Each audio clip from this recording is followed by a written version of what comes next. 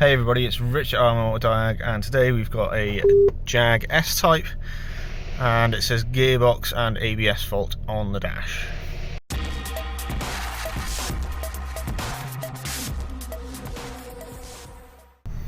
Right, so I have plugged it in, but the other thing I noticed was the radio and all this sort of stuff set up on the front screen is onto its, enter pin thing, which says battery to me, issues. Now apparently the ABS light came on first and then the transmission light came on the next day, I think, when he was driving along. But first of all, we've got battery supply, output speed sensor, I assume that's the output of the gearbox, incorrect gear ratios. Oop. We've just gone out of focus for no reason. Come on. Transmission control, range performance, combination, impossible substitute functions. That sounds like a fun one. Rear tone wheel, steering wheel position, and right rear wheel speed sensor. We got body control, headlamp. Often interesting. Brake switch status. Could be some issues there. There is a fair few codes in it.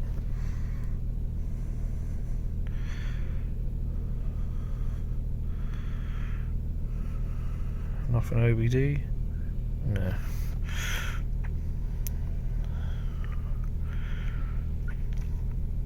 Right, so what are we going to tackle on this? Well, he said the ABS light came on first.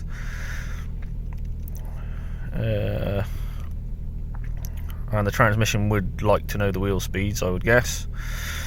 And my other concern is obviously a battery issue, so maybe we should do a battery test first.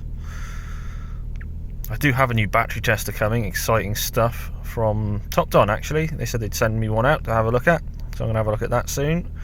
Not here yet, or I'll be using it. So that'll be in. Right, so battery test. See the batteries flapping around in the boot here, not put in properly. As you suspected, we might have had a flat battery or something like that. Doesn't look that old, but it's a bit difficult when they're in cars. They don't tend to deteriorate quite as much as when they're under a bonnet, but as you can see, bad replace on the tester, so that's not a good sign. But I'm going to clear down the codes and take for a drive, monitor some of the wheel speeds and see what we've got. Right, so I just had it for a quick drive down the road, and ABS fault straight back. Knew it as soon as I started driving it, really. As you can see, we have wheel speed on all these, and then we have a flight line on the rear right all the time. So that one's not reading whatsoever, don't know why.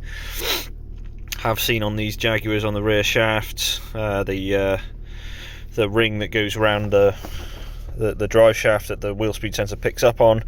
You can see the quite often they used to corrode and expand, and they'd rub away at the end of the sensor. Could be something like that that's damaged the sensor, and it would need a new shaft and sensor, or we could just have a sensor issue. I don't know. Just because that's a common fault doesn't mean that's what's broke. So we'll have to get this jacked up or on a ramp and see what we can find on that rear right wheel speed. Alright, let's get it back on the ramp. Right, so we've got Pico set up, and as you can see on our channel there, I'm on channel B for whatever reason, doesn't really matter. Anyway, we're hooked up, back probed into the sensor, each wire, and if I spin the wheel, we have absolutely nothing.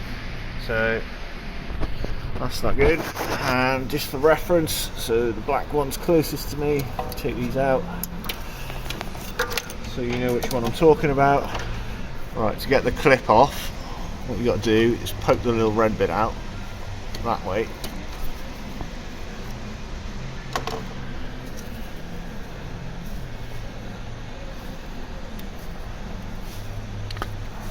And that's off. You can see that little red tag pushed out that way. Right, so I had my ground lead in the black and my signal lead in the brown. So we'll have a quick look at the other side and see what a known good signal looks like, but since we seem to have power and ground here, you could check it back to the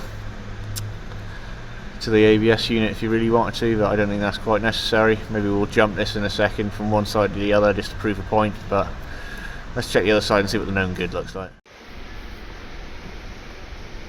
Right, so again, back probed into this side, which should be a known good.